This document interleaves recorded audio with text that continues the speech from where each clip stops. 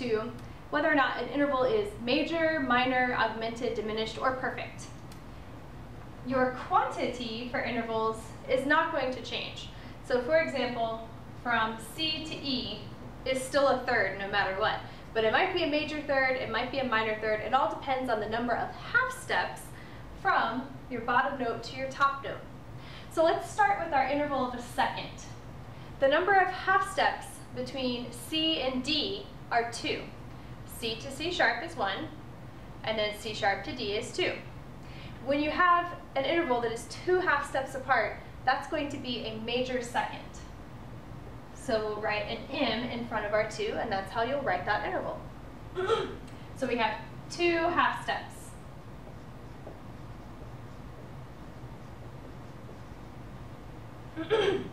Next, we have our interval of a third. The interval of a major third will have 4 half steps from your bottom note to your top note. So let's count through that. From C to C sharp is 1, from C sharp to D is 2, from D to D sharp is 3, and from D sharp to E is 4. So, because we have 4 half steps here, that's going to make this a major third. So 4, I'm going to abbreviate here, half steps, makes a major third. All right, our next two, fourth and fifth, we're going to refer to those as perfect intervals. So they can't be major or minor. Sometimes they can be augmented or diminished, but for the most part, they're going to be perfect. So the number of half steps in a fourth to make it a perfect fourth is going to be 5. All right, let's try this.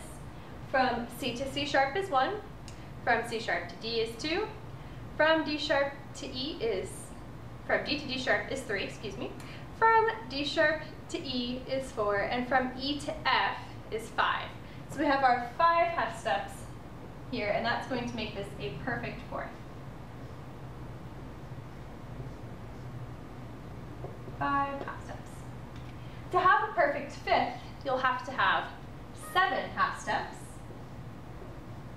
And you can go through the same process of counting through. For now, we'll just go ahead, move on from here. So we have 7 half steps in a perfect fifth. We have 9 half steps in a major sixth. We have 11 half steps in a major seventh. And we have 12 half steps in what we call a perfect octave or a perfect eighth.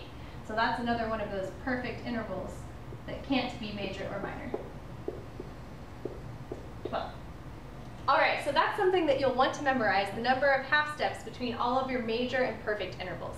So let's go ahead and recap that. To have a major second, they're going to be 2 half steps apart.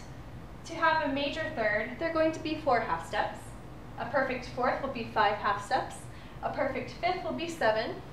A major sixth will be 9. A major seventh will be 11. And a perfect eighth or a perfect octave will be 12 half steps.